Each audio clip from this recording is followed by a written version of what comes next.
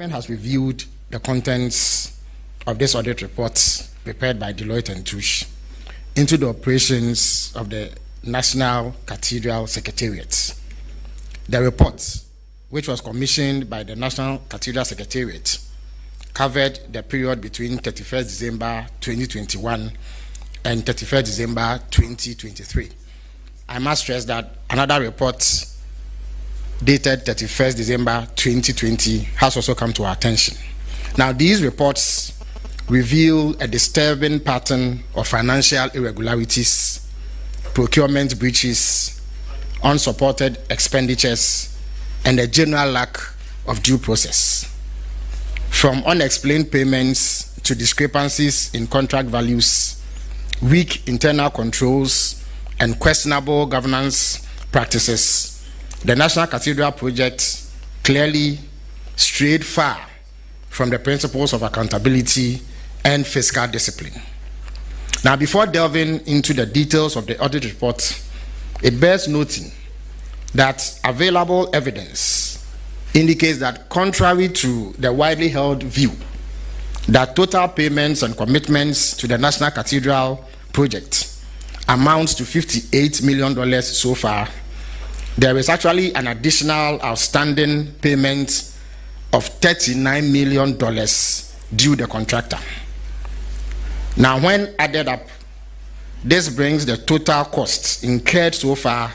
for the whole that sits at the site of the project to $97 million. Also, due to the lopsided nature of the contract, additional costs continue to accrue daily, despite the cessation of work on the project since March 2023. Now, I want to take you through some of the findings contained in the audit report, because there are those who have claimed that this audit report in question exonerates some persons. Now, let me touch on discrepancies in question exonerates some persons. Now, let me touch on discrepancies in consultancy fees paid to Sir David Ajayi and Associates Limited. The audit report reveals that there were troubling discrepancies in consultancy fees paid to Sir David Ajayi and Associates Limited for the mobilization and design of the National Cathedral of Ghana. Now, while the Office of the President confirms a total payment of 113 million and 40,564 cedis only, the firm, that is Sir David Ajayi and Associates Limited, reports having received 117 million 972,656 Ghana cedis, which gives a variance of 4.9 million Ghana cedis, which as of now remains unexplained. Payment records show that 87 million 938,750 cedis was paid by the Ministry of Finance between 26th September 2018 and 25th November 2019. Subsequently, the Office of the President made two payments. One, which was 29,664,845.29 Ghana cedis on 19 February 2021, and another 369,060 Ghana cedis on 5th March 2021, bringing the Presidency's total contribution to 30,033,906 Ghana cedis. Combined, these payments amount to 117,972,656 Ghana cedis received by the firm. Variations in contract amounts with Rebadi JV. The formal executed agreement with Rebadi JV puts the contract sum at 261,965,660 million US dollars, which is exclusive of taxes and levies. However, the Office of the President confirms a higher figure of 286,400,000 $465,660 US dollars, which gives a difference of $24.5 million from the officially signed agreement. Additionally, the progress status report as of August 2024 quotes a contract sum of $268,500,000 US dollars, while interim payment certificates or IPCs submitted for payment estimates the final contract value at $283,230,489 US dollars. These inconsistent figures, spanning from the legally binding agreement to the reported progress and payment claims, point to a lack of coherence and clarity in the contract administration and project cost control.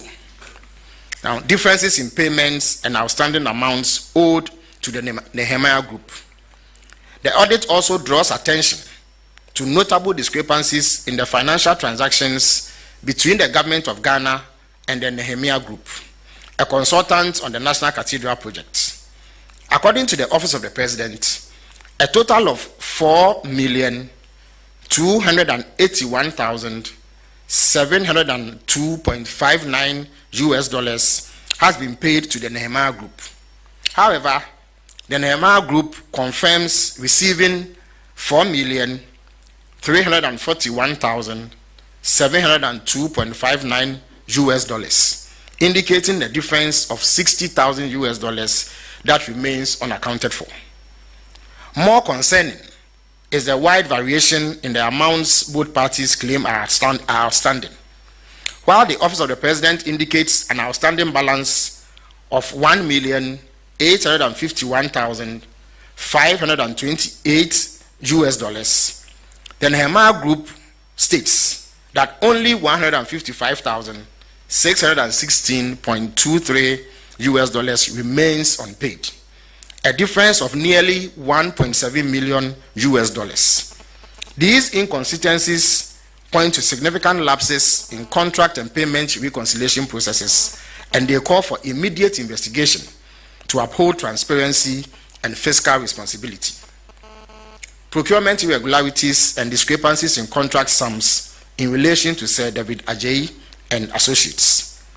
The audit report also uncovers serious procurement irregularities in the engagement of Sir David Ajayi and Associates Limited as lead consultant for the National Cathedral project. Between 26 September 2018 and 7 June 2019, a total of 15,738,750 Ghana cedis was paid to Sir David Ajayi, well before the formal agreement was signed on 20th August 2019. This payment also preceded the approval of the contract sum of 5,850,000 Ghana cedis by the Public Procurement Authority, raising red flags about non-compliance with established procurement protocols. Furthermore, the appointment of the firm was done through sole sourcing, a method that demands strict justification and prior approval under Ghana's procurement laws. These actions represent a clear breach of procurement procedures as outlined in Section 41 and 2 of the Public Procurement Act 2003, Act 663, as amended by Act 914, and raise serious concerns about transparency, value for money, and adherence to due process in the award and execution of public contracts.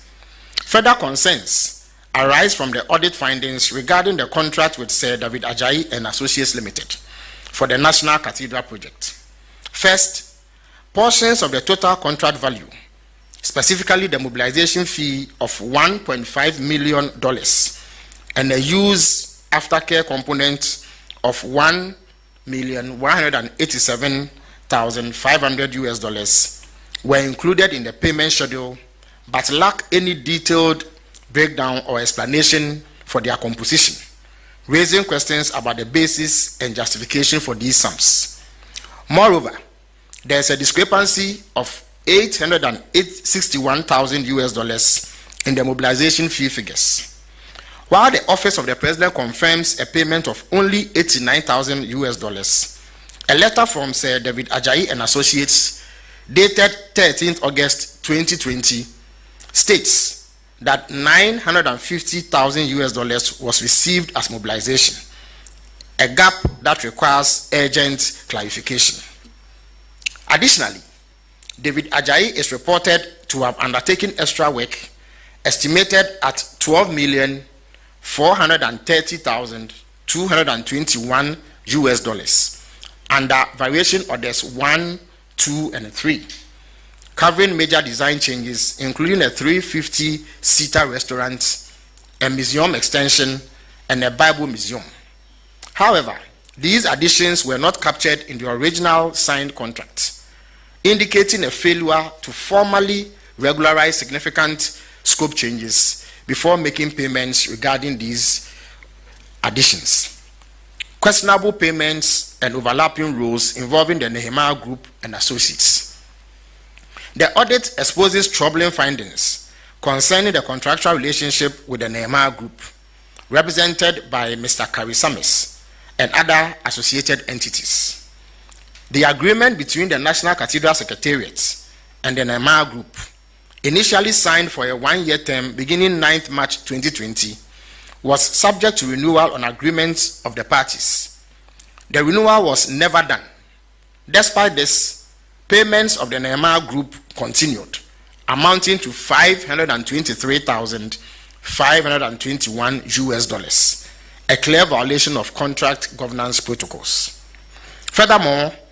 the Nehemiah Group confirmed receiving $110,630.56 for organizing fundraising events in Houston and New York, all in the United States, purportedly aimed at securing support from external investors. Strangely, these events yielded no tangible results in terms of donations or investment, raising serious concerns about the prudence of this expenditure and the absence of performance-based accountability. Even more troubling is the overlap in responsibilities and associated costs between the Nehemiah Group and Kubik Maltby, a subcontractor. Although the Nehemiah Group was assigned coordination and oversight roles during phase 1 of the project, Kubik Maltby was separately contracted for the same project management and coordination services at a cost of $592,500. This figure represents approximately 87% of the total $675,000 paid to the Nehemiah Group over the same period, indicating a clear case of paying two entities for the same work where it was unclear which of them was actually doing the work and which was taking government money for free. This apparent lack of clarity and delineation of responsibilities reflects poorly on project oversight and resource management. Additionally,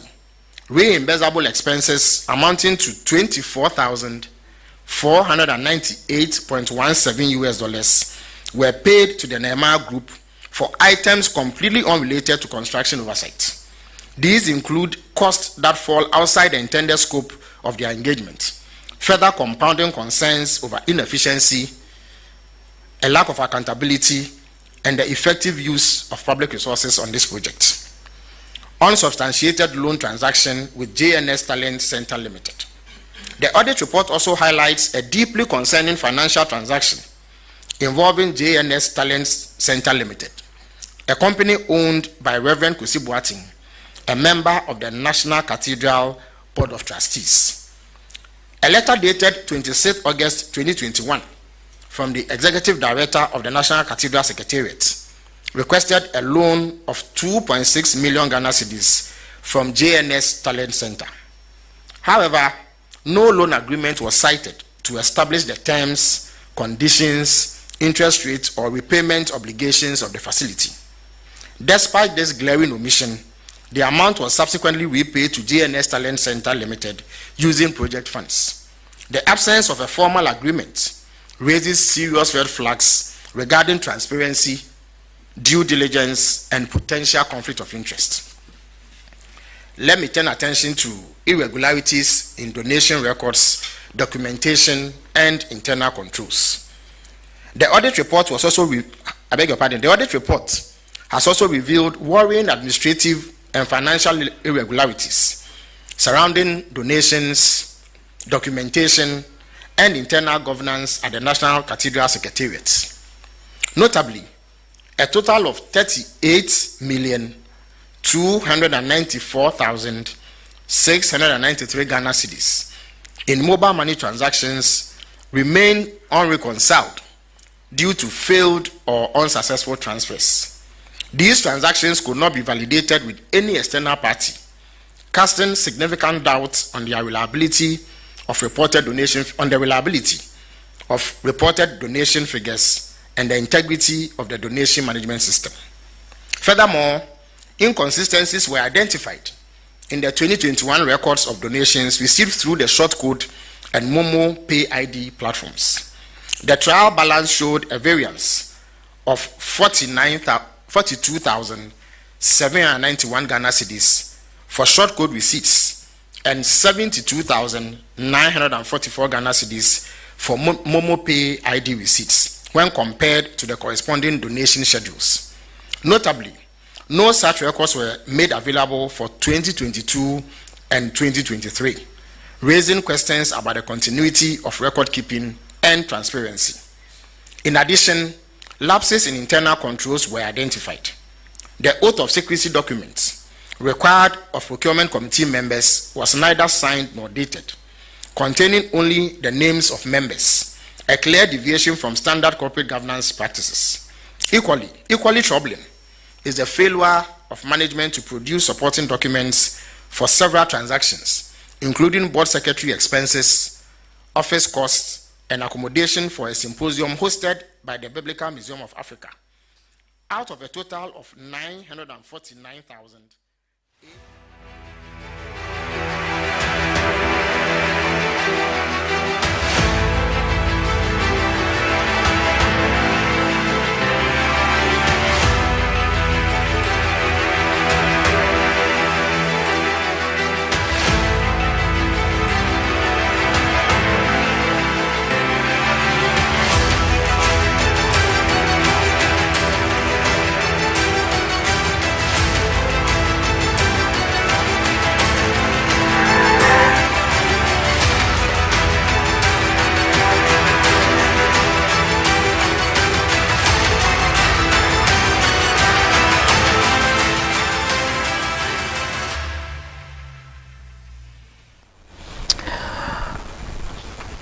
Assalamu alaikum wa rahmatullahi wa barakatuhu masu kallon mu a daidai wanga lokaci. Barkamu da warhaka sai kuma barkamu da yau na fata an yi juma lafiya to an gama juma she mu shiga cikin al'amuran kasa ko mu shiga cikin zattutuka na siyasa almuhim yau 18 ga watan ainihin Julai shekara ta 2025 wanda ke yayi daidai da 23 ga watan Muharram shekara ta 1447 bayan hijiran fiyayyen halitta. Kuna kallon ainihin shirin ma'auni kamar yadda kuka sani akan wannan dandali ko akan wanga shiri akan wannan teburi muna kawo zattutuka mun fahimta ko zattutuka masu muhimmanci wadanda ake ta cece kuce a kansu a cikin ƙasa muke ta tattaunawa tare da mutane da suka cancanci mun fahimta ko ta haka yau daga cikin ainihin zattutuka da zamu duba a yau na farko dai akwai maganan shi taron manema labarai da aka yi a watan Jubilee House a yau wanda yake shi kakakin gwamnati Felix Kwache Ofosu ya gabatar da wannan ainihin taron manema labarai inda ya yi bayanai game da kudade da aka biya ko kwangila daban-daban da aka ba wato 'yan kwangila contractors kudade da aka bayar game da niyya da aka yi na gina babban coci na kasa ina ta muna fahimta ko na'am, idan ba mu manta ba wani shekaru da ya wuce tushin wannan zance shine tsohon shugaban kasa His Excellency the former His Excellency the former president wato Nana Addo Dankwa Akufo-Addo ya taba yi magana cewa ya yi alkawari alkawari dai mai kyau ne domin shi ma abinda addini sa yadda kenan ya ce kamar zai gina wurin bauta mun fahimta ko na addini sa ya ba Allah yawa Allah godiya matukar Allah ya bashi ainihin wato sa'a ko nasara a cikin wannan zabe ya ce in Allah ya bashi wato wannan nasara zai gina ma Allah ko Allahnsa wurin bauta a matsayin godiya. To shi nasa addini da yaddansa dai sai mu ce ai ba laifi ba ne tunda dai ba wuri ba ne da yake za a ringa yi miyagun ayyuka ko da ke ni da ke dai mun san kamar duk wa'annan dai sabon Allah ne mu a bangaren mu anyway sai a yaddan shi. To ai wannan dai babu laifi. Daga baya dai zatuka da ya fito cewa akwai miliyoyi na dalar Amurka na kasa wanda yake aka sa a cikin kusan kamar wannan ba shine damuwan al'umman Ghana ma ba cewa wani ya yi alkawalinsa aka koma aka doki miliyoyi na kudin kasa aka saka a cikin wannan ainihin project din. Kusan wannan ba shine damuwan mutan Ghana ba amma aka tsarin mutane damuwansu shine ita kudi da ake cewa kaman an bata ma aikin ba yi aiki kwatankwacin kudi da aka yi mai aka bata ba mun fahimta ko. To she ya zamanto cewa wannan shine ainihin damuwan mutan Ghana. To yau da rana shi kakakin gwamnati Felix Kwache-Fosu ya fito ya yi bayanai dangane da inda kudade suka shiga da kuma wasu sabani da aka samu wurin biyan ainihin kudade shine dazu muka nuna muku wato a cikin video din. Na biyu kuma jam'iyyar NPP babban jam'iyyar adawa na kasa the New Patriotic Party na manta da wakan suna da zan fara da su with the elephant we are the new patriotic party ko we are the new patriotic party the elephant the winning symbol we shall win. We shall want to save Ghana. Anyway, ba so sun save Ghana 7 December ba. Mun fahimta ko. And unfortunately, party na yanzu magana da yawa ina maka magana ma su yi niyya za a yi National Delegates Conference. Akwai mutane bayan Allah biyu ma suka ce kamar wannan ma har yanzu ya saba wa dokan party nan. Mun fahimta ko. Akwai zatutuka da yawa. Amma dai in Allah ya yarda gobe 19 ga watan July in Allah ya yarda a nan Lagos Stadium ko? Da yi wannan conference din wanda ake sa ran mutane dubayya akalla mutane sama da 5,000 za su samu halartar wannan. Chairman na ainihin party da kuma kwamiti sun kawo su dokoki yadda ya kamata a gudanar da al'amarin kar ya kawo wani mushkiloli a sakankanin mutanen jam'iyyar. Za mu zo mu shiga a cikin dilla-dilla. Wani ya ce kusan kamar NPP da aka sani da ba shine NPP yanzu ba sani ba ka fahimce abinda aka yi fada wai NPP da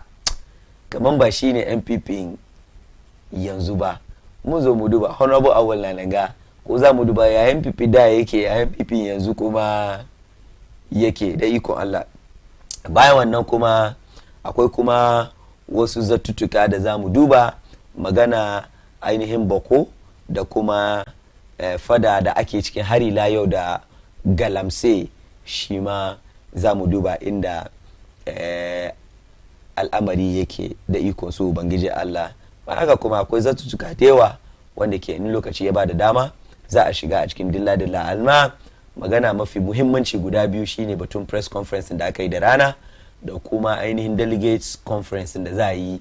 gobe in Allah ya da. So NDC guda, MPP guda, ko ba haka ba, yauwa muka kare shi mu koma mu shiga wani al'amura kuma daban. Masu kallo ku da ka ce mu idan muka zo zan zo in gabatar da wato baki da muke tare da su, idan na gabatar da su shi mu shiga a cikin wato hira ko ko zatutuka da muke tare da su muke za mu yi a yau dilla da ikon Allah. Ja santuwai ya cewa huwa ba kada ku yi nesa da kwatunan ku, zai zafi sosai. Aha, isa ka ku yi nesa insha Allah. Muna zuwa.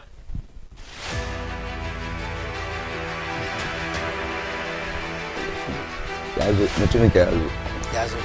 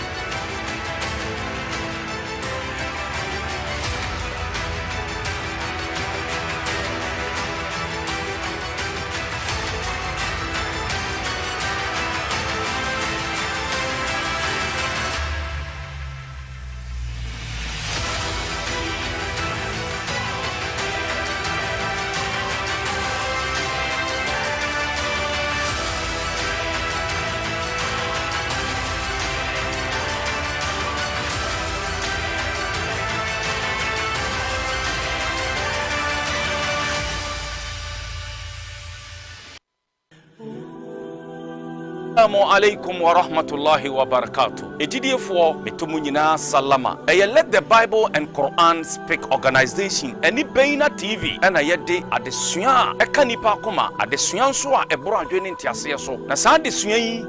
Bible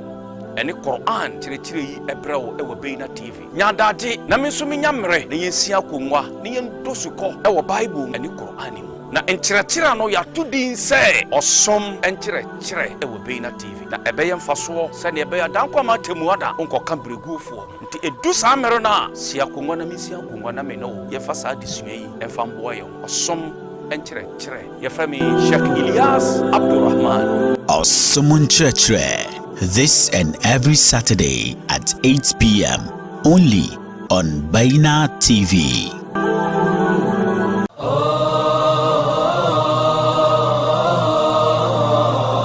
Assalamu alaikum wa rahmatullahi ta'ala wa barakatuhu. In san zai ai salamu moragar nan kurkan lawargo. Allah do kan Beina TV na sambo rashe kanti inga ka ta warashe programu kan shiga ne addina fahamu warashen na raka warga faham. Programu go fandara agoka irkoi ne manga gana manga baijina manga gana. Taka fonnan ganga gana in shinga bai. Ga shirga ka talfa kayantai alfa berai imaka kiri fahamandi Iradina Misawi. Adina Famu every Sunday at 8:30 p.m. only on Beina TV.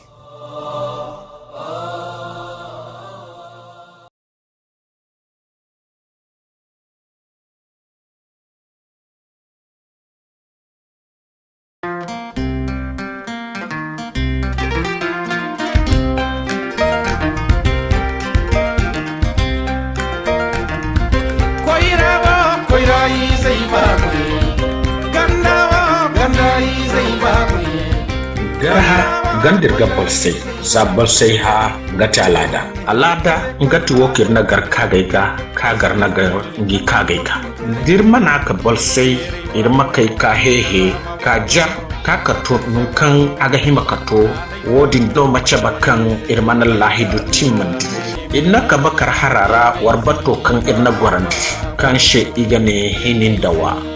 dawa ngati charadiyan hinin dawa ngati basa tare hora lasal tare irfillawai fakare da salmahari kan ine haga bai za zaman tawilan bato dara adina faham yano ya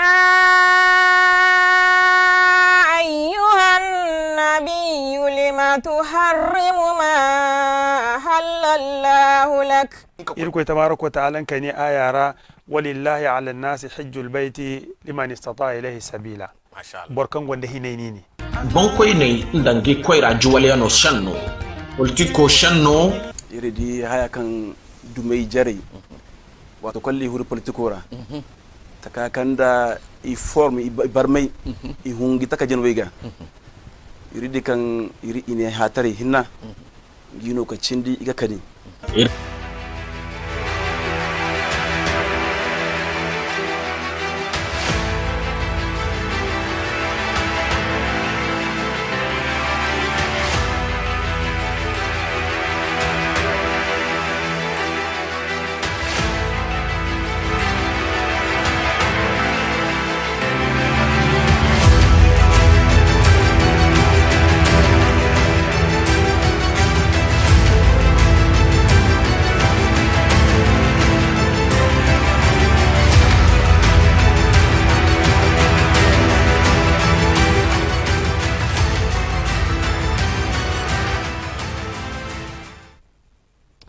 masu kallo barkanmu da dawowa daga wannan hutu na karamin lokaci ko kuwa don zagayowa da muka yi don kasa wannan hutu ko abin nan ko ruwa watakila ba za ka samu sha ba mu fahimta ko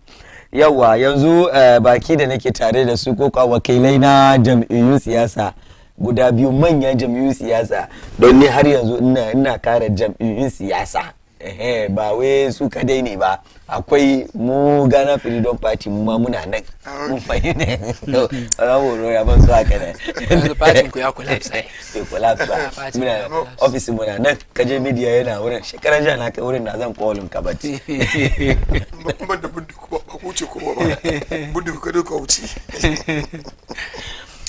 ya don ko ba yi zai bane ko an bisa ta secret ne ba mu sani ba wai gaskiya da ko ba ji ai makokin ta ba bye kaje makokin bai makokin ya don ko ba kamar wa wiki kai ko no ayin wa wiki do as it stands I think ta mutu cikin November ko kuma sauran sauran ne sauran ne in sauran ne ake dadewa kana okay ka da kon da na sani bai ba sarakuna akwai sarakunan ma da ba da dewa saboda ya kamata ai sai sabai bi sauran ba ka sani ba yawa kini mada ya ni na ta experience wani okay ta kuni wa tarasu tarasu ina no we zamu ne sai zamu makoki more than 6 months muka ce ni san makoki ake shi ando sai na ja announce kama wai idan da sadit makoki sai na bugu na tabbata kama isa mun ba makoki na kai ba me shi oro su ba sadi chofi wani kana son magana Samira wa twana wai Allah shi abin da nazo na kai ni da police Samira wa twana da shiru sai daga baya kuma muka kare wannan a shi 1 week kenan 1 week kaji 1 week ya zama 6 months ending of kamar last year ko last 2 years kenan muka yi wannan wai sa asanti ni huwa ena wase na pepe ni die na so biya ni so biyo kaga maganan nan in baka ji asanti yana ma kaman ko zagi yes da su wanda suke gwada kaman pepe ni da so biya ni sun nan shine da mutum ya mutu no ana Allah ja shi yasa ba bukatan Allah sai ai shekaran jiya da amma kaga su yanzu za a sa cikin fridge ana biyan kudi wani kudin ma ana ja an shi loan ma ne wallahi da safe ga rayuwar ga magana shekaran jiya da jina Muhammadu Buhari ya rasu da aka yi masa irin bisau na sauki haka akwai bawan Allah ga Abis Fulani wani content creator ne na Najeriya yana Germany yake da zama shi ya zo ya yi bayani game da abin da ya sa musulmai muka yi irin bisau sauki da sauransu wani ma kan postin shi ce shi zai musulunta a gaskiya ya kanan shi ya kanan ya shi har yanzu yana cikin biyan bashi baban shi ya rasu ko ya mutu ya sayi rago ya kai 19 kaga ne ko yana cikin biyan bashi kuma baban ya mutu an bisa a yi menene isa anyway maybe ita ka don amma ni dai ban miyan komai ni dai ban miyan masu kallo that's just by the way so muna da NDC da kuma MPP a nan gida and interesting kamar yadda kuka sani ni dai asari na ina fara da gwamnati mai mulki ne haka mala awal ke mai gidana ne gaskiya tsakani da Allah amma ne kai hakuri ka gane ko yanzu haka mala ya buga ma John waya yanzu yayi magana ai ka haka ne aha saboda mai magana way after God government in power ya je mutu ka shi shafe ma to shikenan after God government in power yawa ka cire Allah sai government in power isa ku ya ku ke mai gidana ne babu shakka amma ka ya hakuri bari in gabatar da shi government in power na farko mulki akwai wani issue issue opposition ka fahimta maybe shi ya san abin da sa su kai wannan ko ba ka bai akwai wani shi kuma na gwamnati ne shi ya sa abin su kai wannan idan ka kama ni issue opposition yani zan yanga ne abin sa su kai wannan no yanzu introduction ne zan yi yanzu ba ma issue ma na fara kawai introduction nake yi sani introduction nan na fara introduce mai gida amma ma ka je program kuma ana oga kwata shi ke zuwa live ni jalalan siyasa ai shi ma wannan tsalo ne opening jalalan siyasa ba ka san wani abu in yanzu ka ce mai henceforth in haka so fara yin opposition sanan da kanka ba magana zanga awal ina opposition ba shi opposition domin shi yana nan amma just karfi suke na majority of families shi da irin mu duka mu muna haka sashi bai rafa ba damuwa so masu kallo muna tare da wani abu Ismaila Ali Oroya mai zongo na Greater Accra Region kenan wato a siyasance na NDC ne zo bangaren siyasa a NDC shine mai zango da Greater Accra ina ta mun fahimta ko wato Greater Accra Regional Zongo Caucus Coordinator honorable ina kwana ya san yin kwanakin ga alhamdulillah ya komai da komai masha Allah wallahi to ina tare da kuma mai gidana wanda yake ya min tawaye amma yau mun sake haduwa honorable Muhammad Awal kullum na faɗa Awal ga gaskiya sunan malamai ne amma Awal ya zama politician kuma ba shi kadai ba yanzu ka gane ko akwai guda kuma shi ma da same MPP ne ko ka sai kwalla dukan su MPP ne ko kuna da NDC kuma Awal Muhammad no cikin MPP kuma da same thing na san na YE wa former banda na YE okay shi ma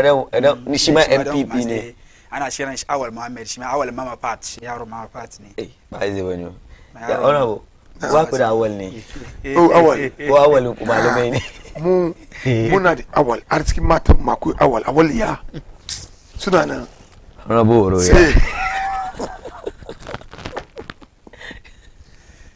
suna da Sheikh Awal Lari akwai Awal Lari shi ma politician gwarmemin politician kuwa okay gwarmemin kuwa Sheikh Awal Lari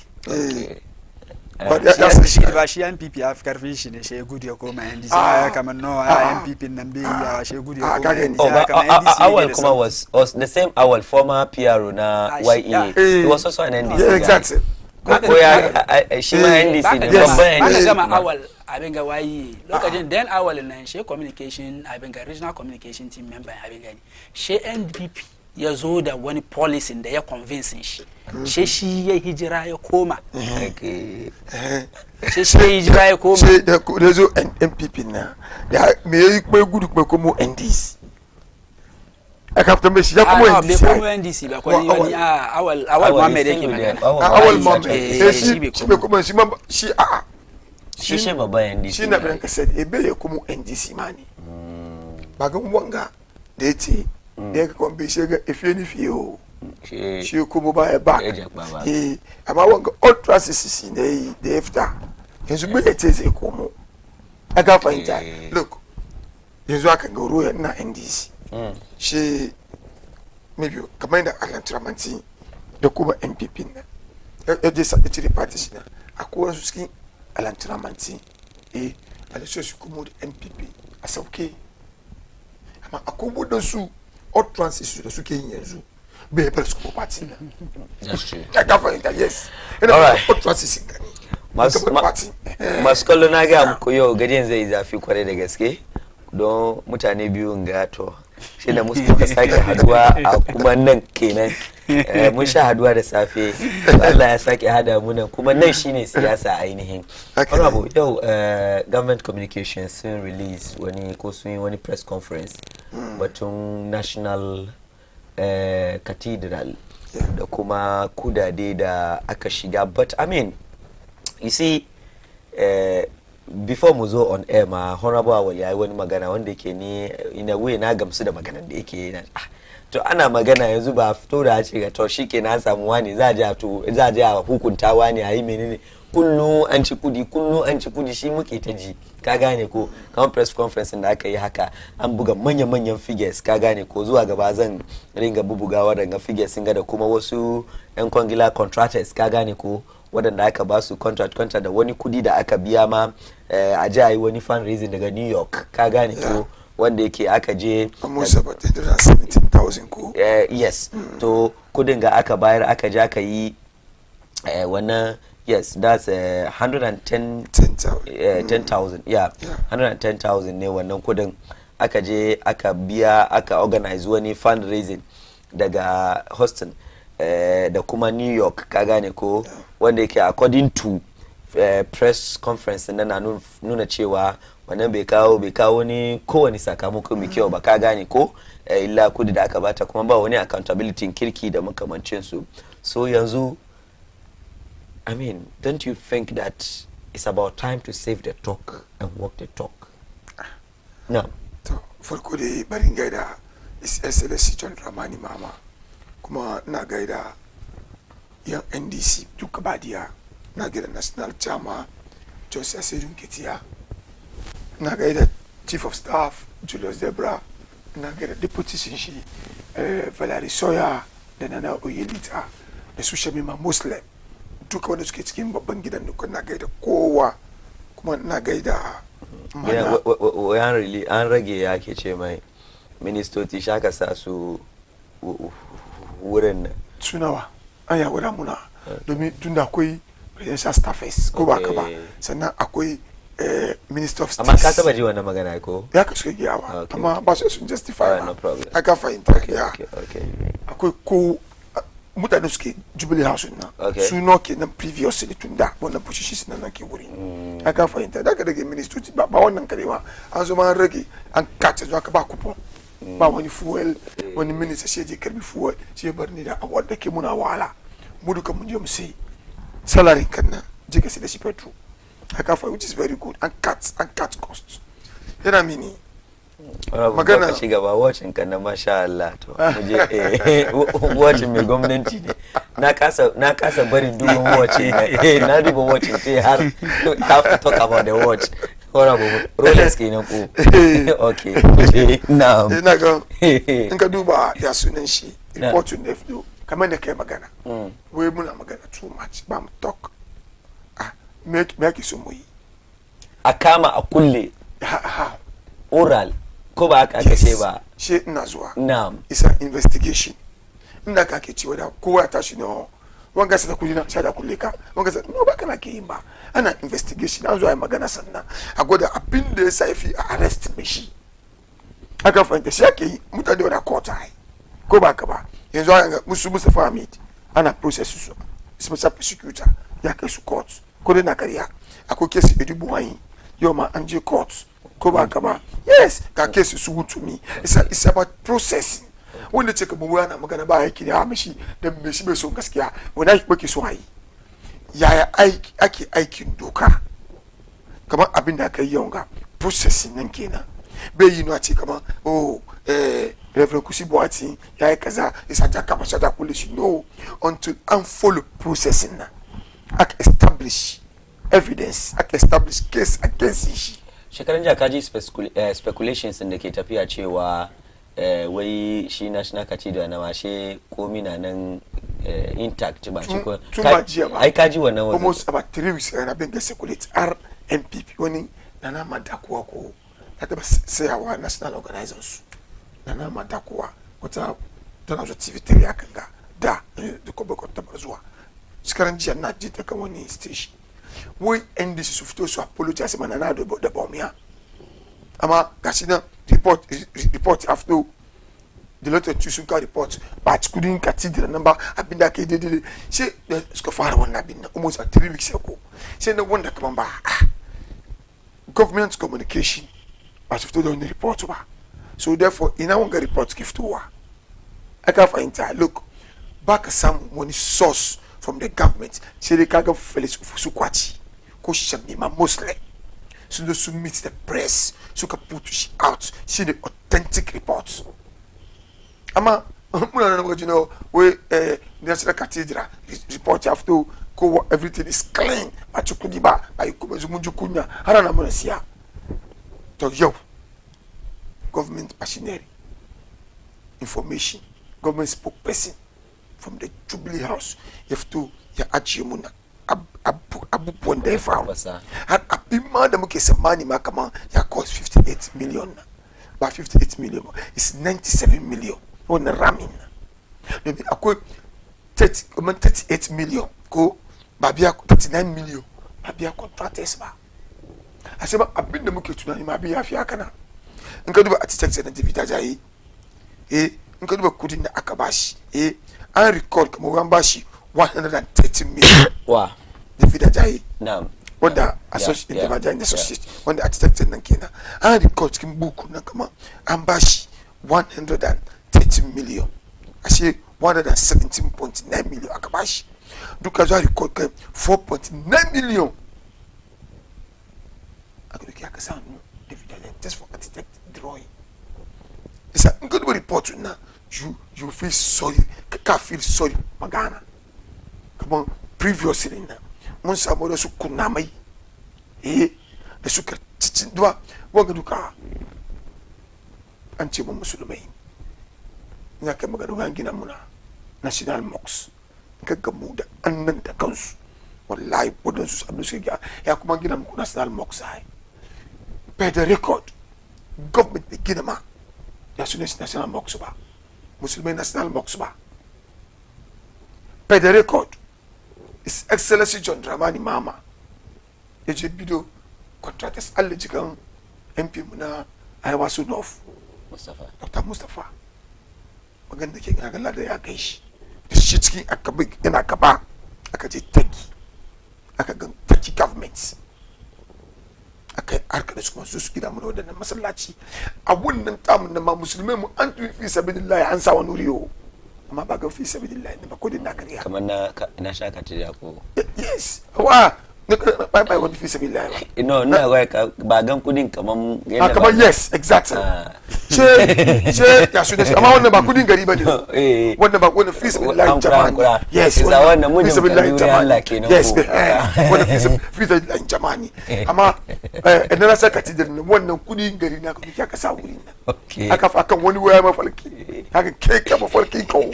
kai ka mafalki kaman kai alkawari da Allah me bai ce ya mafalki wai alkawari da Allah na kuskure ne amin gafar jama'a wai ya alkawari da Allah kaman in ya win election ya gina mai wurin bauta to shi wannan na yaddan shi wannan bukatar shi da Allah ba shi da kaniyar su bai aka fahimta ai shi da Allah suka yi wannan alkawali amma ba shi da kaniyar su bai amma karewan siya an zo an doki kudin mu taxpayers money mu haka ka gina the most expensive swimming pool in the world mu ma muna tsammanin 59 million ne 58 million ne a ce 97 million so ni kwakwa ni sai wannan abu ni kwakwa ni sai yanzu komi na annun government after muna the breakdown muna so the government should walk the talk ka fahimta ai abin da fito ga mun gan inda gaskiya yake yanzu mutane suke involve duka the government have to hold them responsible a face su the court of law ka fahimta ai ma su amayo kudin yes ma doka yi aiki aka fahimta ni tuni da yau yanzu mu bar dokan wai an kama wani ci kudin gari ce a bar mai je sarka da wani ya yi ganga ya saka kudin gari je invest ba yaran shi ya te sarka nan ba shi 10 years ne 50 years ne oh wallahi ya fito yaran shi suna to shi mu musulmi na wala a karbi mu da kudin mu sheda mu ya bana mu sheda mu kudin da muke nema mu aka fahimta ba wallahi bar politicians Allah wallahi dariya ba okay ka sani sadaka ko 5 years 10 years sai na samu gwamnati shi ya zo ba shi amnesty ban ma kariya sai samu $20 million zan da muke sai da invest yanzu ni ku kai ni ai mata da yara na family suna na yi ko ba ka ba na je face komo aka ba amma aka ma sai ni aka karbi kudi gobe wani zai yi wannan bai yin wannan amma inda ce wai mai shaje sarka bari ku bar shaje sarka gwamnati ta kulle shi ai shekara ka ba shi shekara 5 kana zo ne shekara 5 ne ya fito kana zo ne kaga shekara 5 ne ya fito sai kudin na ya invest kudin na yanzu zo yi ne ya enjoy kudin na domin ka tusa sarka exactly kuma ni dai na sani according to addini inda aka punishin ka har duke ka kan ya fi mamaki da automatically ko ne ba ka bani kiyo ba dukan ya fi maki ai jan kunni ya zo ke exact da kunni ya zo sai an ya fi maki na aka fahimta karbi kudin mu karbi kudin mu ko muke so ke da ka sai sarka da Allah ya fi mai kiyo ba bai da fi ba ka ce yana da investments yana da gidaje ne yana da kaza sai ya karbi kudin mu kawai sheda mu yanzu we have to change the narrative da motocinsa da gidajensa da ayyukansa da meye kudin da ya sata na inda je investing na ta kabe kudin wuri aka fa kuma yanzu ya fi aka wani law ba kaga mutu ya sata kudi na sai ce wai ya sa sunan shi an gane an shi ruki sunan wani shi yasa government have to do a thorough investigation on that issue suna da yawa aka na ke yi an kallam su kudin na sai ce ina da wani ofasiye sai sabarin da ke kudin nan in invest ofasiyen nan to ofasiyen nan ya fi askut na jisi na ya samu kudi aka fahimta ai tura ka kai wangawo domin turai an skut na shi wani business bi suke yi ya samu kudi for how long ya fara business ya samu wannan kudi amma na ba mu wannan ya sa da muke no sai da ba wani ofasiyen sai shi je face ya face lord na ya kare yanzu yazo sai zo yana enjoy baka kai mai komi kuma kana zaune ya je sarkan 5 years ya ja komo yana da cikin komo wasu irin da zai zo ma a ja karbe shi sawa mun da Bugatti ko Rolls Royce da ja karbe shi a kawo gida kaga ya fara enjoy kudin nan da mu muna cikin masala ya sanna ba gwamnati na hankuri don Allah wani wai a jail da shi 15 years wani 10 years ya hankuri kudin da ka karbi duka especially so that's the current state of $97 million in Kenya, the most expensive swimming pool in the world. I can't find that. It's a nina ba kuwankuri, naba present gankuri. That's in the heart of Accra, in the city of Amir. Kaga abenga, kaga Allah. Kamar ma Allah sanin shi. Asirin abenga itonu me faru. NDC mun wani demonstration ne ka remember ai mun je demonstration da ka tashi demonstration na shi jama'a aka biyo aka fasa wuri aka shiga ya kaman ga abin da ke aji maka na madda ni da ke mun saka ban abin da ke wuri muka ji $58 million mun saka ban back arata mun $97 million muka mun saka ban irin abin specific aji wurin ba wasa bane amma demonstration da aka yi da to da sirrin wurin nan ko da kariya ke ka daga ka duba abin da aka yi ga a ce mun $97 million abba ina wani gari zaka duba inda wani gari ne da wala ka sule mutane a zafi amma insha Allah tun da an investigation an kai an fito da funding nan an ga kamar no a cikudi to mutane su shirya honorable awal wai a shirya wai wani ne ya samu inspiration ko ya je ma Allah shi alkawali nauyin na gina ka abin nan mu ba ruwan mu ka gina in aka gayyace mu mun zo ko haka nan yawa yanzu na kawin sai ka je ka doki kudin kasa kusan kaman kudin kasa da aka doki kusan kaman ba shine problemin Ghanaians ba amma kudin kasan kuma an ci I hope you get it like kusan kaman an sorry an ci ni dan jarida ne an ce mu ba mu ga kudin ba amma an ce yau an ce sun ce an ci to shikenan to ba da in ba ci ba sun ce an ci yanzu ana magana 90 something million ko 97 kuma aikin 90 something million na shi na gwada maka akan screening nan dazu yawa so honorable I don't know to a jami'ar bari da zuwan gada ma kun ce ko ayi walk the talk ne ko me gaida masu kallon mu kan Baina TV marancin ga shin gaida national chief imam a Sheikh Usman Dr. Nuhu Sharubutu da shi da limamai don na kasan Ghana baki daya da malumma baki daya sannan ina gaida leadership in New Patriotic Party tun daga bisa kan His Excellency Nana Danko Akufo-Addo Alhaji Dr. Mahmud Bawumia da national executive mu regional executive constituency executive polling station executive electoral area coordinators da party sympathizers duka baki daya Allah ya so ya yarda gobe muna da national conference ban manta ba barin gaida babban mai gidana honorable Ken Ohini Ejapon inda ba karo inda yake da shi da iyalin shi Allah ya ajiye su lafiya Ohini Ejapon iyali ko iyalai okay da shi da iyalan shi don mai iyalai ne lalle ko point of correction gaskiya babban mutum da ka ba shi ko babban mutum iyalai yawa sannan ina gaida ma ya sunan shi honorable Charles Bisiu the director of operation office of Kennedy Ohine Japan da shi da lawyer Amodate the national communication abinganga director of abinga Kennedy Ohine Japan to Ajabir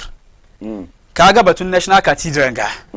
ina jin bai kai ma yanzu aka ce ma da yau garin gama mun zo kuma mun zamna muna batun national cathedral ba da yanda aka yi batun national cathedral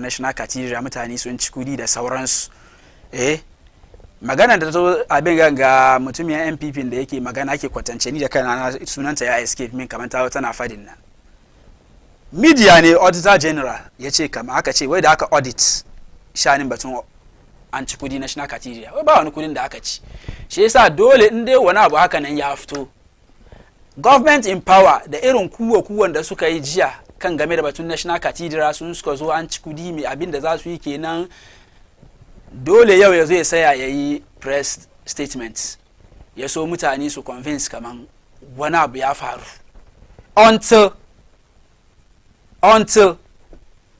waɗanda aka mention sunan sunga ko kudaden da aka ce an cinga mun ga an kawo waɗanda suka yi wannan abin nan ba mamanci ba an bayar she mun ga waɗannan mutanen nan an je da su court ko gwamnati ya yi ready an sha sannan mu yadda da mutanen NDC shi yasa ga kaman kowane lokaci kaga NDC government tun da yazo kaga settings shi yasa ga muna kiran settings government settings abin ganga government da aka tambayi local government minister batun national cathedral me yace mi wai inda shi yana da kudi ma zai gina irin wannan abin nan ya ba mi zai gina wannan cecin nan shi ma ya ba Allah local government bai fadi ba kuma statement shi nan na gwada kaman the NDC government are ready to construct Abinga National Cathedral. Well, I think His Excellency, he mentioned some time ago, he's not entirely against building a National Cathedral. However, maybe it is the project site in Nenezaya, then Chanza, likely. Ama shi, ama saying sade, come on, it's not too, against, come on, against Gina. Wani abu haka nan ka gane ko don yau ya zo kan power ko shi jiya mai fadi game da batun National Cathedral yayi batun kudi da aka ci jiya mai ya fadi game da kan National Cathedral shi zan ce honorable shi zan ce kamar problem Ghanaians perhaps hada ni ciki ba ma problem mu ne mai gida a Akufo-Addo show boy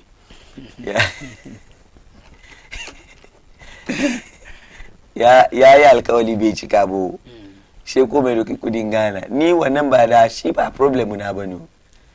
da an gina alkawalin da mun ci amfani alkawalin da His Excellency Nana Danko Akufo-Addo yayi na gina cathedral shi kenan ake cikin gina wannan shi ake cikin yi ba kare ba baka je abin ga local government abin ga minister ba Ahmed why they demonize the building of National Cathedral. That's the statement he used categorically. Demonize. Where they demonize it. She said, "Come on, this government is a certain government. Yo, fellas of Kuswachi, as in a press statement, the Jubilee House. Magana Shkena, you can check it. And demonize National Cathedral. Wato saboda masu kallon mu a gida wato haka ce an demonized abin kada nufin ko suna nufin kamar NDC sun zo sun bari abin ya zama wani wani abu ne da yake wani abin ga mugun abu da za a yi wani maita ka gane ko abin da kai kirka kai ka gani no honorable abin maitan nan ba ka gani da instances wani na yin abu ka gane ko abinda mai shi ke yin nan perhaps mai shi wani kuskure wani wuri ka gane ko but the bigger picture nan akwai amfani da dama a cikin abun to maganar shi na nuna cewa NDC sun capitalize akan kuskure da aka yi she suka shafa ma abun wani bakin jini ka gane ko maganan shi ma bai gwada kaman wace sun capitalize kan kuskure da aka yi ba rami sun kuskuren da aka yi ba wai su abin nan tun day one sun shafa mai bakin jini bakin jini abin da ya faru kenan amma yanzu na ce kamar mu namu ba yanzu haka amma yanzu haka ga su suna neman su yau NDC na son ya je hadda ana propose a sake a rename a sake sunan wurin nan ba National Cathedral ba ai me da shi ko kamar NDC na so su I'm hearing this NDC na son je National Cathedral sannan a sake mishi sunan nan kai zama National Cathedral yes suna son je su karasa a gina National Cathedral wurin nan no that's the press statement in the abin aka dake ya sunan shaki interview abin ga local government minister Ahmed Banda kai ka check wai me kai ka wai an karasa aiki wai an karasa aiki da aka tambaye shi ne shine abinda ake yi National Cathedral nan previous government ne shi abin laifi ne ce ba laifi bane amma ko shi yau inda yana da kudi ko shi yau da ya gina set example da kaman wasu churches da ya taimaka ma daga constituencies shi so his excellency John Dramani Mahama ban yanke numfashinka ba yayi wani magana wani lokacin campaign yace kamar wai shi gama ai shi idan assemblies ne ko yawa yace wai shi gama ai yana taimaka wa assemblies ta wurin taimako na kudi da sauransu da kuma harkar church da makamancin su amma abinda ba zai yi ba shine me ba zai sata da suna Allah ba kaji wannan magana kaji na I don't condone stealing in the name of God ka gane ko his excellency ya taba wannan magana so maganar shi da kake maganar shi ga kuma I think one way or the other is in line with maganar his excellency ko cewa ya yi ke Allah ko a gina ma Allah coci ko me na ibadan su dai haka ko dai mu ba mu yarda da wannan ba ka gane ko yawa amma mutum su gina ma Allah su ka gane ko wurin bauta ka gane ko da sauransu su they are not against it amma ka roki suna Allah kai satan nan shine suna su masala ko ba gane magana ba wannan magana roki suna Allah yayi satan nan na'am she ya yi establish abin da ke gwada kamar an yi sata kamar me wani sata kamar she sa ka ga kamar lokacin su ablakwa ko ablakwa suka fito kamar su ablakwa lokacin su suke fitowa da rahotanni ka gane ko an yi sata su fito su gudanar bincike da sauransu cewa gashi kudi kaza ya shiga nan ga bai fito ba ka gane ko aka gane kuma lokacin ma aka ce kamar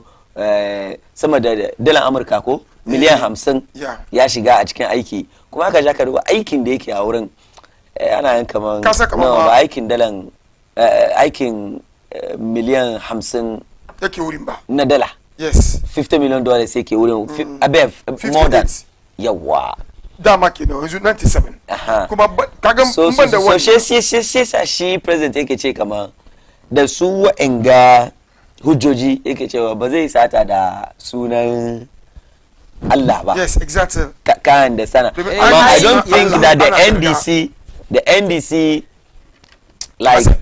as a party they are actually like against Gina. Like wuri ibada now so haka ka gane ko they are not really, but their problem is the issue of country state funds. Ka gane magana na yawa kaman problem shi yasa nake ce kaman ko yau ga yau muke magana ga da ce kudin ga naka bata akwai babban kati da yana aje. I don't really think we'll be discussing this tonight ko ro yana yawa you understand my point? Yes. Yawa, but the fact of the matter is irin kudade da ake ci kamar ya shiga a cikin al'amarin, however it is not reflecting on the grounds. Shi nake gaya maka na abu the local government minister ya zo ya zamna ke interview shi ake tambayan shi batun national cathedral, shi ce wai shi abu mai kyau ne, but lokacin da su suke opposition nan they demonize it. Lokacin da ake son a gina abin nan they demonize it, suka bar abin nan ya look kaman abin da za yin nan ba wani abin kirki za yi ba, shetanci bakin jini. Kaga yanzu ni maganan gada nake fadi ai ni ba Christian bane haka amma national cathedral ko an gina ba ka national cathedral za gina mu hadu masallaci national cathedral za gina nan to ka san national cathedral za gina shi yake a jehurin nan ba wai wurin bautan Allah ne kare ba, ya zama kaman wani wuri ne da yake kaman ana zuwa ana visit, akwai culture abin ga a lot of programs da yana wurin kan duba pictures. Malam ba wai yawon bude ido tourist site kenan ka gani akwai ababa da yawa da zai bar kaman yau aka national mosque mun ga Christians da yawa na zuwa su zo su duba ai sosai kuwa suna zuwa su shiga su je su marancin ganna na ma ko gudan da zo ma wai zai tuba marancin gano gaba na ka gani suna zuwa su zo su ma lokacin asar kenan ko something like that ko ba da asar ko something like that ko guda da yazo gaba na Christian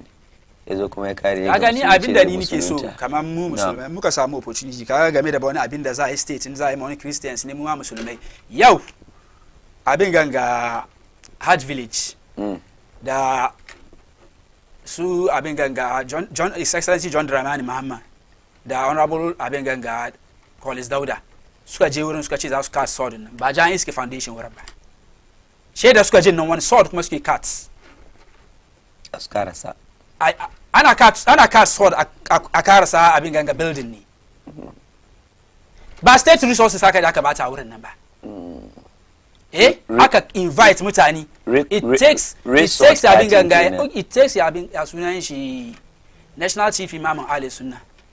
yace sai mun san za mu zo mu ga kasa ne ba iko ba amma ga sha abin nan mun zo mun iske kamar ana yin wani abu dama kai akwai foundation wurin she me yasa suka je su cut sword kuma you mean the sabon site nan sabon site ko the current Hajj village in current Hajj village guda Hajj village sabon site wanda ke ta Spintex ai wurin suka je suka cut sword ai wurin aka ja kai ceremony nan da aka je akwai foundation wurin ai okay Hajj village da za a gina nan ba da state resources za a gina wa musulmai ba ba state land ba ne we Ghana Airport Company Limited Ghana Airport Company nan Ghana Airport Company nan na wani ne ba so mention su na wani ne ba na state ba ne na Ghana ne in Ghana Airport Company na gina wani abu su ba wani abin ganga religion ba state resources ba ne ba state resources ba ne wanda ke aiki ma'aikatan Ghana abin ganga company nan ba state ke biyan su ba so what's the point like since I Hajj no cikin magana alhaji na ga shi yana cewa kaman ba wai national mosque mun nan da aka gina nan wai ba da state which is a fact actually ba amma kasan state ne ai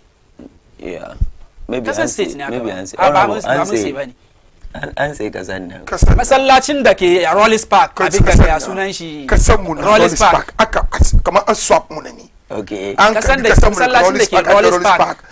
aka doki aka yi kafa shi aka ba mu kasa domin kasan mu ni government ya karbi sai relocate yes so ya relocate mu ba when is different from the Christian and Muslim, so totally different bring Tabika but especially Naji village during campaign is Excellency John Dramani Mahama ya campaign kaman ya win ya gina musulmai a village ko da bai kamfe haka nan ba 2024 ga da muka ici leshin ga mu duka bai kamfe kama his excellency ya ci ya gina musulmai a village ko ba ka taba ji ba I don't remember. Did he say something like yes, that? Yes, it's in our manifesto. Ka ji page mu ina wuri mu kamfe kama mun gina a village mu kamfe kama mu rage price haji haka fahimta ni na saka mimbar na wadannan kamfe his excellency John Dramani Mama ya gaya mu zo mu gina muku a village. But how different is it from a national cathedral? Thank you. 2016. Yeah. MPP sui kape kama unsukachi sungi na national cathedral. No. Yes. Inda kufu ado 2016. Chiki kape shishenge ma Ghanaians kama ba. Ghanaians. Nwi. Nema Allah kabali kama nwi na gina national cathedral. But you see, the issue of national cathedral, I am saying that not Yanzuaka, there are so many things that the MPP is doing. They keep chicken campaign. Kagani magana NDC. Akwa babede when the NDC initiatives to the NDC introduced the kuma gudana da aiwatarwa wanda ke ba su a cikin campaign. Can you show me one? Okay. Kagani magana na. Ina zuwa. I will get you one. Don't worry. I will get you one. The issue of fuel, Wangana city fuel levy to reduce to Abenga Dumso. Was it in your campaign? NDC rather talked about abolishing taxes. Ya say at parliament ya gaya parliament anza dia record ba su kara tax. NDC this is honorable. I'm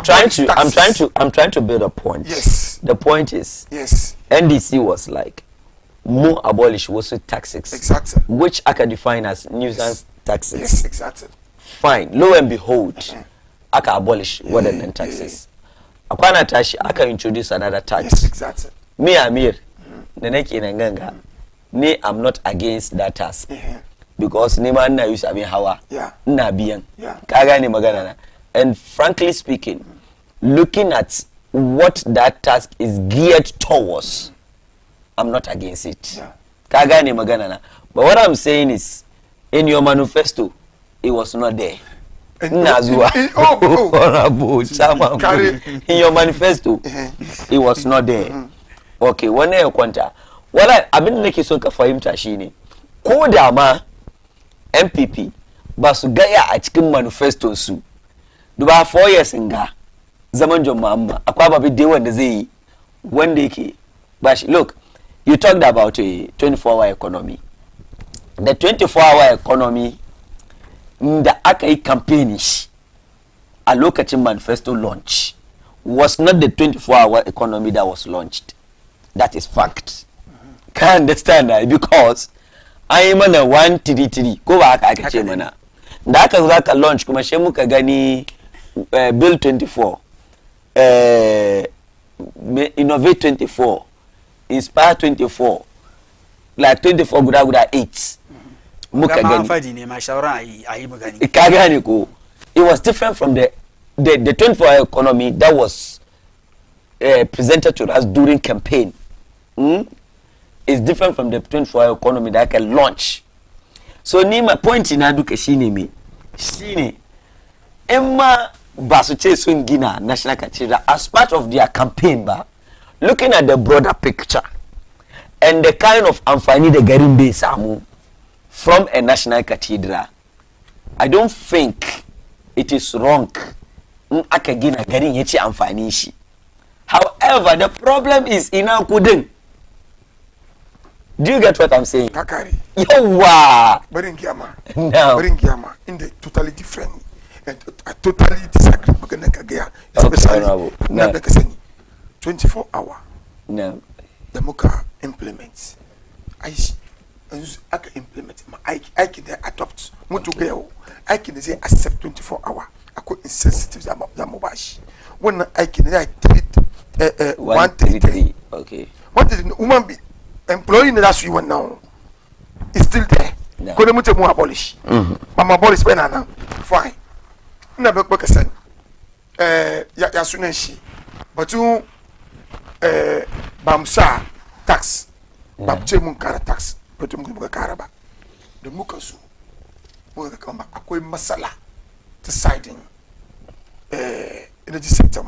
so mba mun bere kudi mun biya ba ya shiga mu da problem sai ce ba kowane lokaci abin da zaka yi shi da ku fado yaso akwai masala wurin bauta Allah Christians aka tabeka babu kije su ce ba su abin wani katira akwai masala masala yace ka ji kudi mu je sa wuri kuma ina maka sani kama da jama'a mai zo bace kama tarina alkabali kaman nazo na karata na karabo amma ga ku fado wai shi ya alkabali da Allah nye win which means ina da niyyar wannan abin da tun bai zo power ba kenan aka fahimta ai sai da bai gina mutane wannan mutum da ke kamfe kamar jama'a kamfe da ke gina alkawari da Allah ku tanye na win na zo na gina church na gina mu cathedral kuma kaga basi da wuri na kawo na Amir ba basi 97 million kada bane ba an fasa gidan churches ba su suka an fasa bungalow har da Mali embassy har da passport office da wuri yake that is why I'm saying that so masalar shine ina kudan yes ba shi dake ba shi wasa bane so it's totally different I kaga 3D aikin nan kaga 3D shi yes aikin da aka so a yi ba states abin nan wasa project wasa ake so a yi ba amma an yi an ina kudi because that is the problem demonize it because abin da zai magari kyau sai na zuwa sai ku bari inda da akwai gaskiya wuri ga ni ina tafiya na alheri sani sai wannan zaki na taka mishi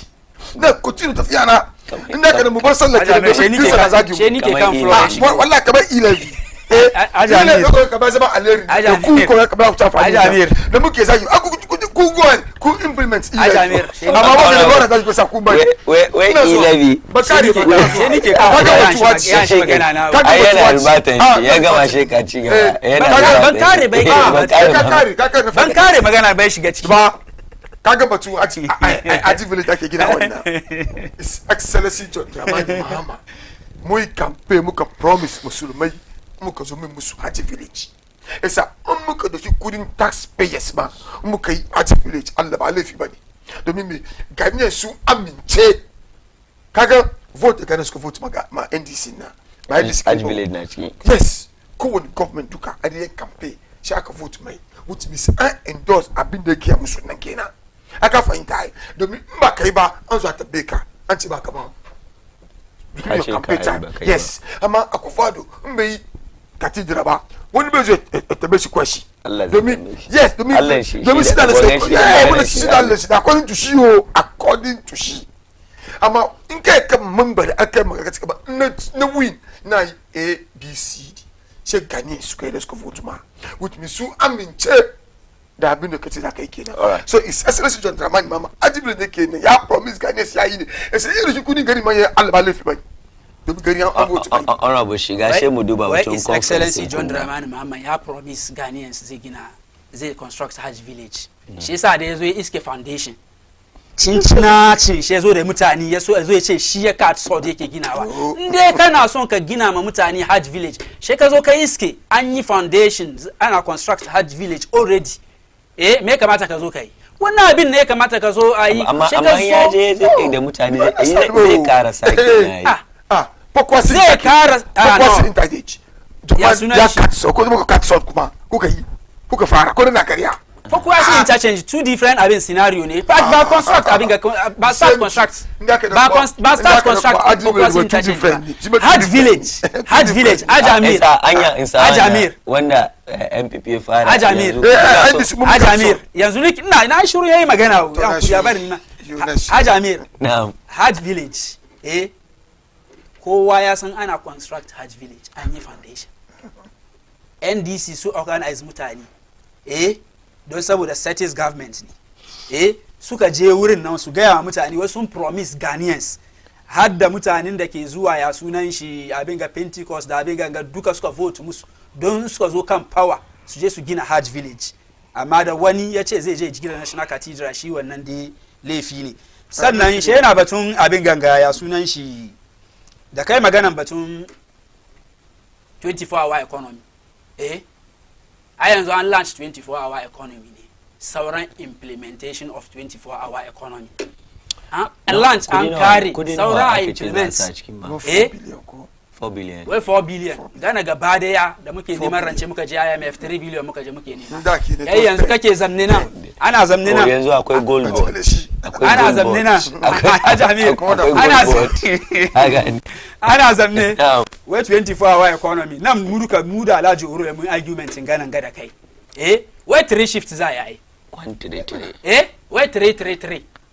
yanzu 333 na shi kenan muke juma ba ku ni pami yanzu wai incentive akwai incentive to the extending da suka ce muna kaman wai waɗanda za su yi 24 hour economy waɗanda za su run shift da dare an rage musu electricity yau close to 17% electricity tariffs NDC government ya kare. Ya kare ya ce muna kaman ya ce muna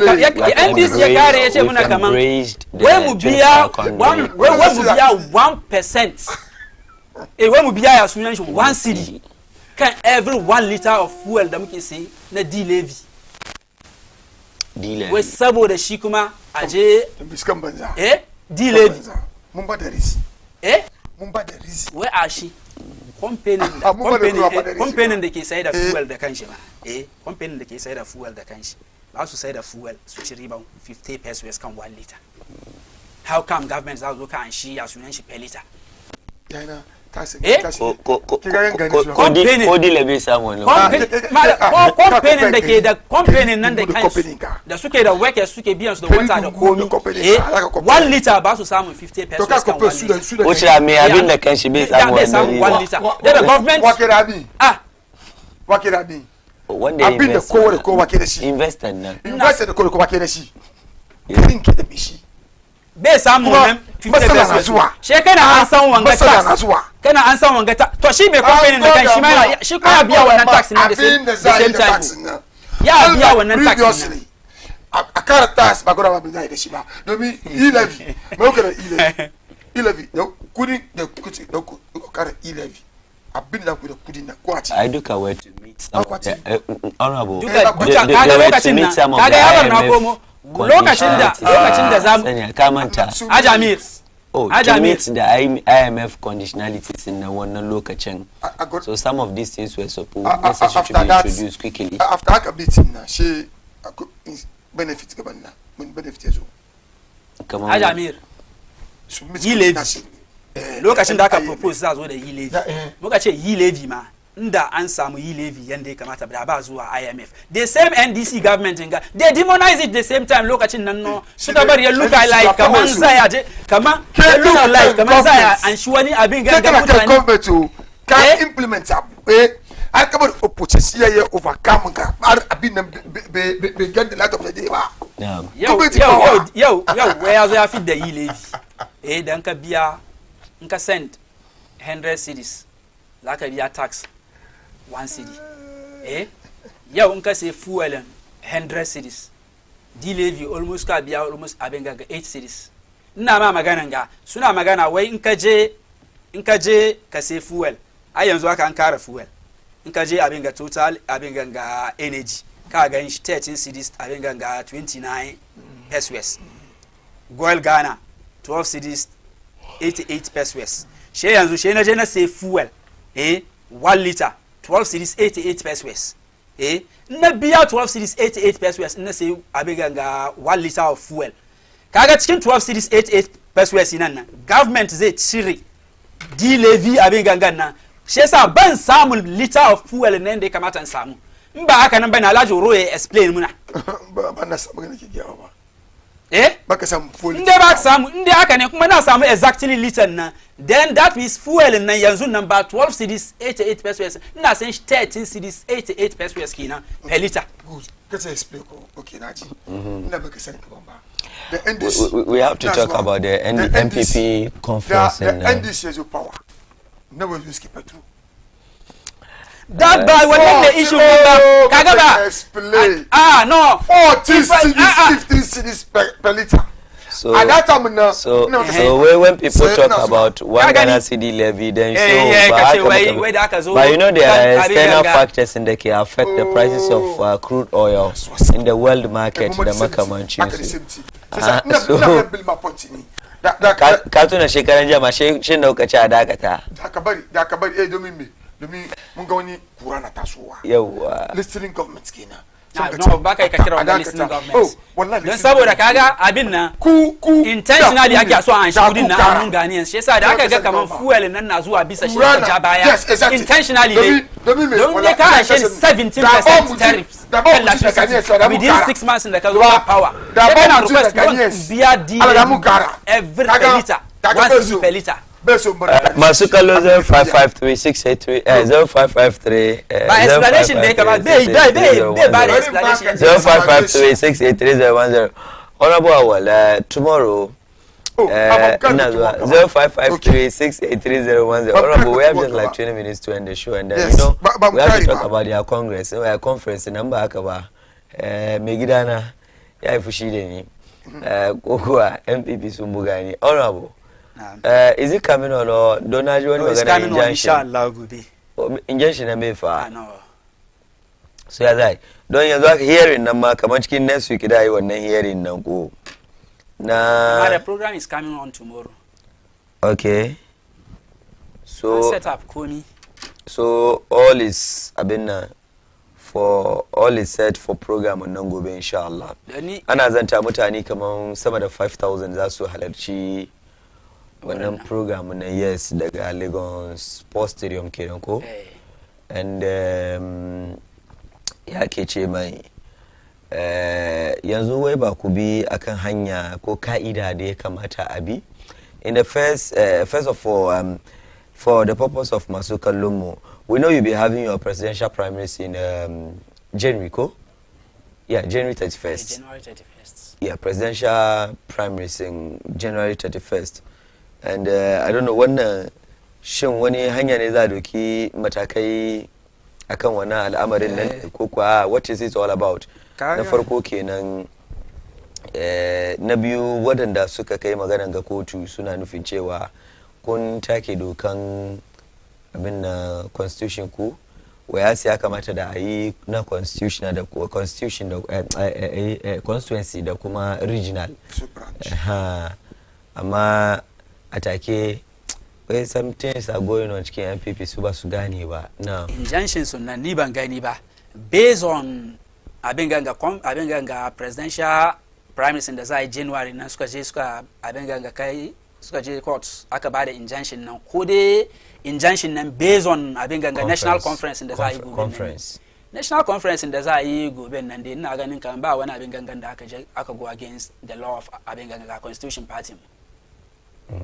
yearly ake zuwa the party can decide kucin yiyan nan abin gangan nan yiyan nan kowane lokaci ne under normal circumstances nan every December muke yin wannan national abin ganga conference ka in zamu shi yasa wani bi yanzu party nan see the need of kamar ya kamata a yi conference nan da sauri su a duba amendment ababen da ya kamata a yi don akwai information da ke gwada polling station executive ma an zo a kara kaman 22 kaga muna mun nan 55 ne unlike kaman na NDC su 99 polling station abin ganga branch executives ne muna mun 5 ne shi yasa yanzu aka yi propose kaman an kara 2 every polling station sannan kaman constituency haka in ka zo abin ganga deputy youth organizer women's organizer da sauransu nan it was appointment akwai proposal da aka yi kaman da ana son a ta zuwa elections saboda some of the abin ganga ya sunan shi executives nan da suke ba da appointment nan appointees nan in suka zo wurin aiki sai suna son su gwada musu kaman su suka je elections suka win su appointees ne kaga wannan abin nan kuma yana ya karya shi appointing nan zai aiki shi ga kamar yana kaman abinda zai yin nan in gobe ma yayi ma an achieve party nan the credit will go to the elected abin ganga executives nan shi yasa manya na ganin kamar in dai wanga proposal an accept an je elections those areas nan except abin ganga communication abin ganga directorate nan wurin nan dai ne an yi appointment don saboda kaga communication shi baka yi kace kaman an open shi kowa ya zo ya contest don wani ya zo ya contest maybe machine is not capable of abin ganga doing that job wannan communication job nan shi yasa an appoint wannan aspect nan inda an accept wanga proposals nan amma to abin ganga ya sunan shi presidential primaries mun da aka ce za start an yi shi January nan kamar ni haka ni I don't have problem of the party nan da suke cewa sun yi early congress amma abinda ya kamata a duba shine kaga kaman already the elected executives in Ghana terms su ya start expired from abin ganga January next year. Kuma the same abin da mutanen nan su suka yi previous election nan su suka elect previous abin ganga leaders nan abin da ya kama constituency executive regional executives da aka elect constituency executives suka elect regional executives suka elect abin ganga da constituency suka elect national executives duka mandate ga ya end next year abin ganga June. Shi yasa shi ana ga kaman ya kamata da a fara polling station executive election aka kare aje constituency from then nan sha aje region national sannan ayi presidential primaries then presidential primaries nan ya yazo shiga next year 2026 November kenan to abin da ake ganin kaman ya kamata a yi kenan shi yasa ni na ganin kaman ni information da ni nake ganin kaman wannan elections nan da za a yi early congress presidential primaries nan wani bi ma gobe shi ma yana cikin proposals da za a aji though an tun riga an fix date amma it's part of the proposal the national executive committee nan ba su da mutane congress ba accept ba then ba zuwa wannan elections nan shi yasa ba wani abu ne da yake yanda mutane ke ganin kamar wani abu na faruwa cikin MPP ba wani abin da ke faruwa cikin MPP party ne da yake an understand juna ka san party ne da yake ana aiki da law kuma law nan kuma ana duba yana based on constitution Ghana yake tafiya da wannan abin nan shi yasa party nan in yayi wani abin da wasu bai dace ba shine wasu wani bi suka je abin ganga court suna da right su je court amma wannan injunction nan bai stop wannan conference nan before the injunction the conference was already abin ganga shi ana kan full dana aiki kuma an kashe kudi sosai makaran za yi abin ganga national conference ba karamin kudi bane yau ma Allah ya sa opportunity ma abin ganga honorable Kenoni in Japan shi ma ya ja ba da 4 million Ghana cedi that is old currency 40 billion kenan a kara ya so a yi abin ganga conference nan 4 million yau ya ba da 4 million Ghana cedi that is 40 billion old currency yonga ya ba party nan wow na bi wurin na da ranar ga na bi wurin I think somewhere was it after Juma ko before Juma na gani akwai gyare-gyare da aka yi wurin nan sosai ko da ka know da directives da ke nuna cewa ba za a sa kayan wannan general secretary ya bada wannan directives nan suka ce wai ko abin ganga billboard ma ba son su ga amanna na wani particular candidate saboda ba son wani abin ga confusion don sometimes nan kaga da candidate nan ba su ne problem ba followers nan ne some of the followers ma ba kowa bane some of the followers nan ne problem don kana son wani na son wani na son wani wannan ba masala bane in an yi an kare wanda Allah ya bashi opportunity ya win elections nan yanzu nan the enemies are the NDC not within ourselves kuma ko NDC nan ma we are saying muka ce enemies nan ba shi ya gwada kamar NDC nan they are not even enemies yanda ake ganin nan don saboda mu da su ne zamu je mu ji wata takara a nemi wannan abin ganga presidency nan abinda suka yi da promises da suka yanzu haka suka yi mutane 24-hour economy da suka zo ba su kara electricity ga da yau suka karan ga da suka ce wani suka zo an declare state of emergency kan batun abin ganga galamse da yau ba mu ganin shinga da yau ma galamse ya ci ya hau an rasa yanda za a yi da za ciyo abin ka gani da kaga yau an zo an ce wai an yi kaza ka duba skaran jiyan ga batun abin ganga de-living ga da zai abin ga effect ranar Wednesday ga shi yasa suka zo suka ce wai su an cut ya sunan shi government abin ga expenditure wurin ba da fuel da sauransu all these are settings saboda yanda za a divert attention media da mutane kan abin ganga de-living ga da za su an shi it's a killer tax just for abin ganga ya sunan shi in ka say 1 gallon of fuel ka biya 4 cedis. Wani zo kai honorable Roya kana ta dariya wadi lafi wani mutum da ba fara aiki ai shi dan bai sani ba kenan ganye su ga bai ji ko koyi ba dile ya fara aiki ai ban ce bai fara aiki ka ce Wednesday ka samu na ce Wednesday ya fara aiki effect na ce Wednesday ya fara aiki shi yasa kuka kawo wannan press shi yasa aka kawo wannan statement nan don a divert attention mutane Wednesday to Wednesday dile ya fara ka don kuwa Ghanaians are happy.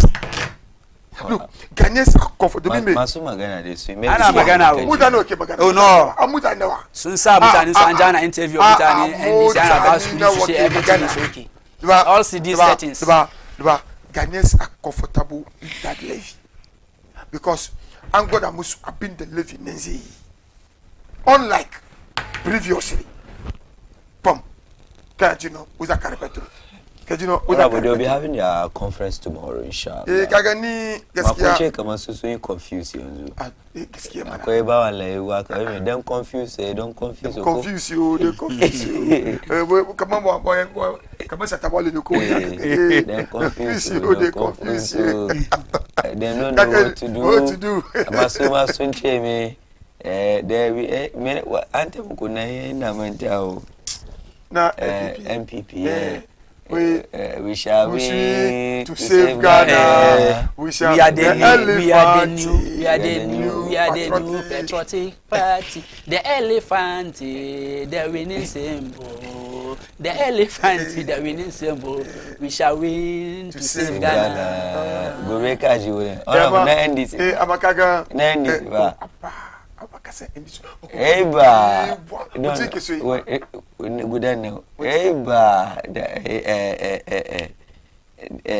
The NDC shall actually arise for Ghana if all patriotic wars and secure future implement our goal from victory unto victory. The NDC shall we. The NDC are there to save the democracy. I can't find that. We are here to save our democracy. So that never can send Kumamba. I've been last week. Come in again. I see them confused. I'm not too confused. Katibagang za kina gida. No. She akafara rufi. China.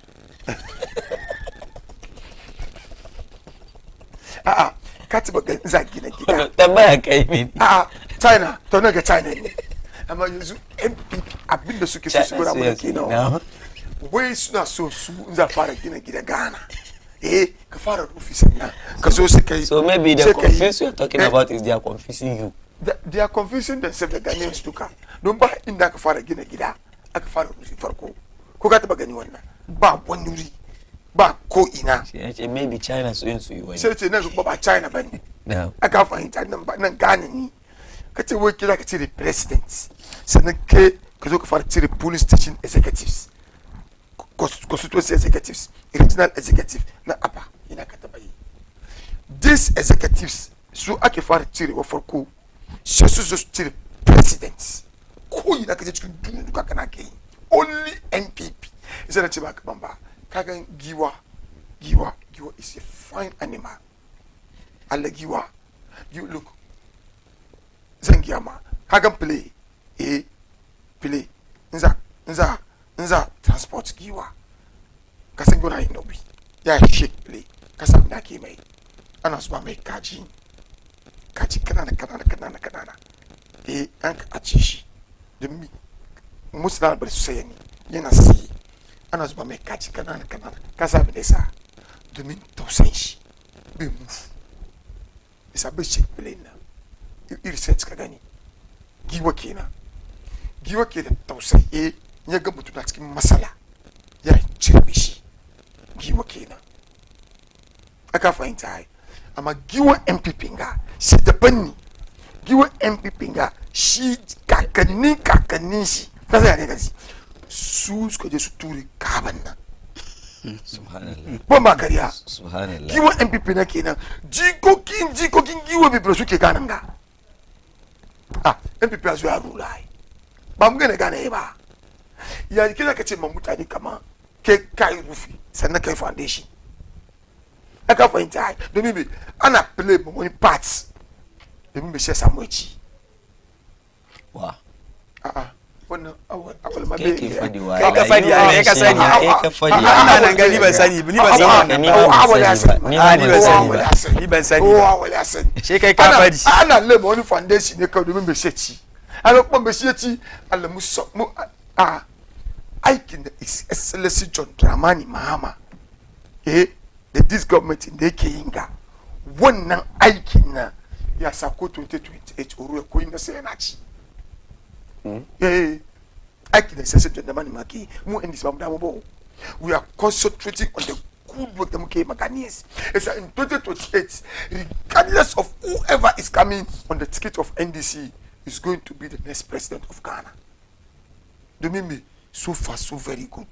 messages the kaji look ba ge kwasi na jina dis kerenje ba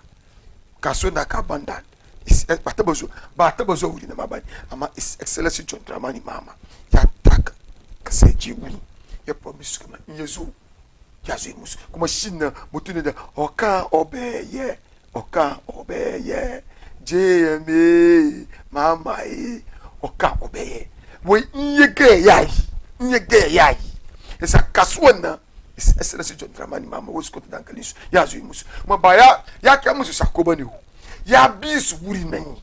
so delegate congress so kaza NPP bayanzu ko party ko da ko masu so su delegate congress pasanna ko su c'est coup big party aka kuna ni constitution mu congress kuna tire wani ko ke yo kasira aka kuna constitution kuna atie yanzu za ku bar constitution na ku ta ku wani abu daban masala kina su kan party na honorable kuma da zan ga ma I December 31st as to the president according to so that's the flag bearer. We were January. January 31st. I can get one presidential flag bearer. They are open gates for the party to be divided. Kaga ke one election kakari. So how many years I general election kena? 2 good years. No gap like it. That's like even 2.5 years because that's 2026. Exactly. And then yes, almost 3 years. I in January 2026, and then the elections will be 2028 December. Yes. So that's 2.5 almost years. 3 years. Almost 3 years. They will change. So think twice. They are paving their way for the party to be divided. Kaga ira bakanga. Ya kaga ira bakanga. Ananshi close. Esa koda wonize wona boma is close be enkomi. Amaga na swinga. When he satisfied, he has more ample time to form his party and market. Exactly, market somewhere. I've been to say Farukena, but I see that coming in MPP. Domi, it's too early for them to go setting. I think they would rather come together. And that's the team of their Abingamana. Azo together Agiara. Azo together Ajara now. Shine team. Bakachiri when the leader the Shizo is Kaba and you Shize Kobi. Regardless, what to do get terrain. Akasa now. Definitely, leader the zone. Yeah, what is Kuskuri. Kafa Hintai. Esa. Abiya close. Can we set a giant party now? One like I can pay. Rebuilding together with our values. Exactly. So start rebuilding the branches. Can we take branch in the AI? Cause constituency. Can you come move to region? Come the national leader. I can find this tax should be done by this current executives. Ama, who's getting the supreme? As a leader now. She select mutan da shi da sasu aiki ne o look NPP inda suke shigar na suna bude anya they are open the box for their party to divide ni na kinyamu but market on the road honorable Roya ya prophesize the deringa kaman abinda zai yi na if care is not taking party na yagu ko ba haka kake ya raba biyu yagu ke ya raba kuma yagu yace da MPP abinda ake yin ga in ba duba da kyau ba party na yagu